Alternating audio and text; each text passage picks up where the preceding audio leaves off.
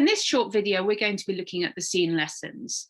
There are 3 lessons. We'll start by looking at an overview. We'll talk about the teacher resources and then go on to look in a little bit more detail at each of the lessons.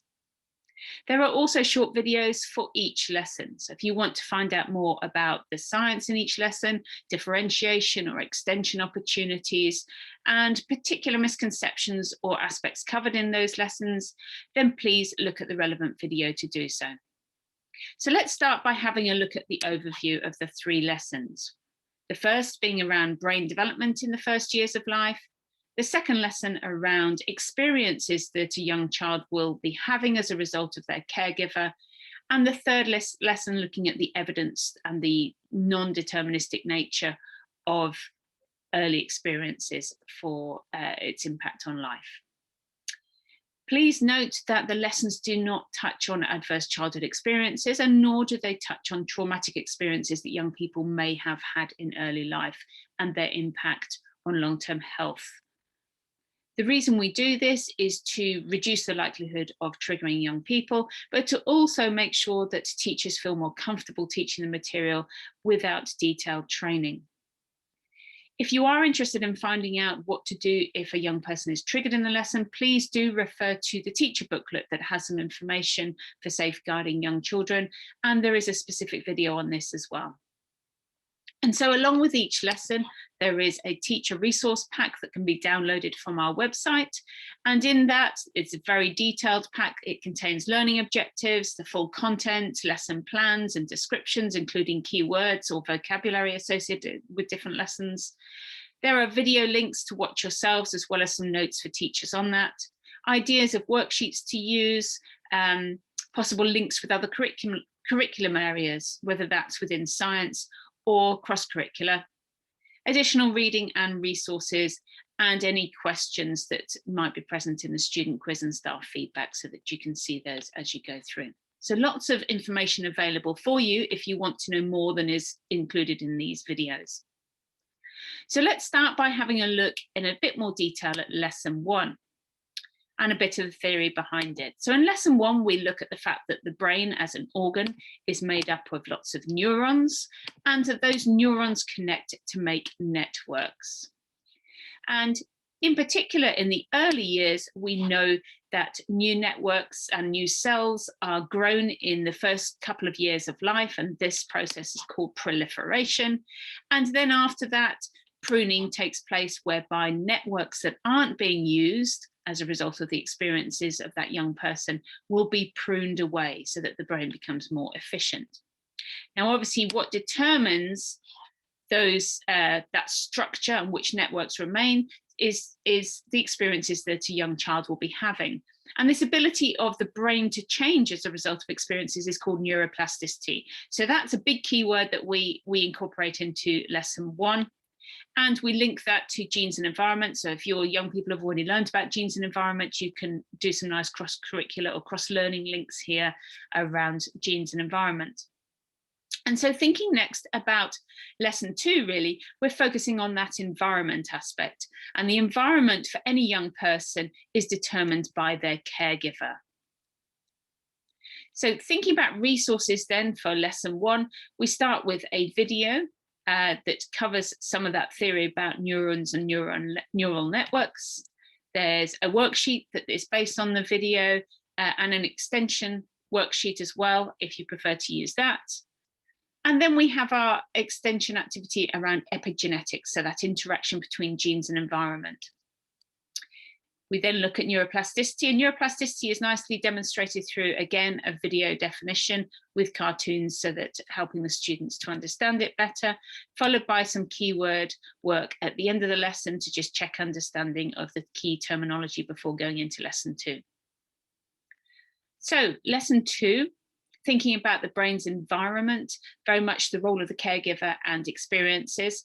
So any caregiver, we discuss who a caregiver is for young people, and that might be anyone from a family member, extended family, a care worker in a nursery setting, a babysitter, a childminder, or even a sibling. You may find that many of your students look after younger children when they're at home or through babysitting. And so we start looking at how they can help develop a healthy brain in a child through responsive and reciprocal interactions, this serve and return. And it's worth, as a teacher, watching the serve and return video beforehand so that you're familiar with this, but we use that analogy of tennis, the game of tennis, where one of the partner will serve the ball, start a conversation, and remembering that for a baby, a conversation might be looking in a particular direction or pointing at something or picking something up. And the carer responds to this by joining in with the conversation or responding to it verbally or by moving or helping or assisting in some way. Now, obviously, either of the partner can serve, but the idea is that then you start a sort of rally type conversation between the two. We then look at playful learning, the different ways that playful learning can support a child's developing brain. And there are many ways that are outlined there, again, through a video. And finally, we look at a UNICEF video around baby talk and the importance of that. It is designed for parents, but it demonstrates quite nicely from an academic in the field what we mean by baby talk in terms of using facial expressions, exaggerated facial expressions, a sing-song voice, and repeating words. A reminder that there is extension available that can be done in a separate lesson or the same lesson if you're able to cover the content around developing executive function skills. And the resources for this lesson are very video based, and these can be done from the front. They start with videos around serve and return, playful learning, the baby talk, and then finally executive function if you do the extension. But then young people apply their knowledge by watching a short video themselves and trying to get into the mind of a child so that they might better practice the serve and return or playful learning or baby voice type conversations that would take place with a child. There are alternatives, top tips or leaflets if you prefer that type of resource for your lesson.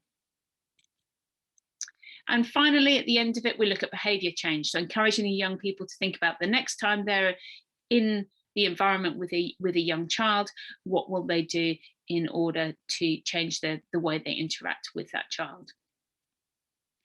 Let's have a quick look at lesson 3. So lesson 3, the theory behind it is very much around early brain development. We know lays the foundation for long-term learning, health, and well-being. There's a lot of scientific evidence to support that.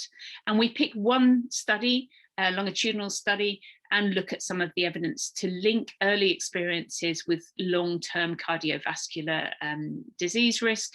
And it's a data-based activity. There is a lot of opportunity for extension or differentiation with this activity. We then look at brain development throughout life and the sensitive periods, in particular bringing in a bit of adolescence, which young people enjoy, looking at something that's maybe perceived to be more relevant to them now, and how that links with resilience.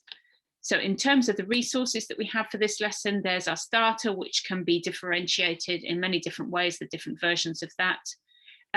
We then have a video about brains. It's a sort of meant to be quite a fun look at brains over a lifetime, an activity, which is a discussion-based activity around that.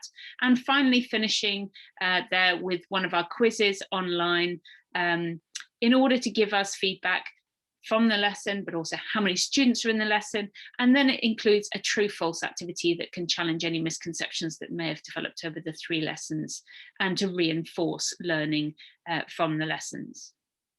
And that brings us to the end of the 3 lessons. There are additional activities that can be done. The lessons can be extended to include 4th or 5th lesson if you prefer. And please look at our website for those or contact us at SEEN if you'd like some help in developing further lessons around it.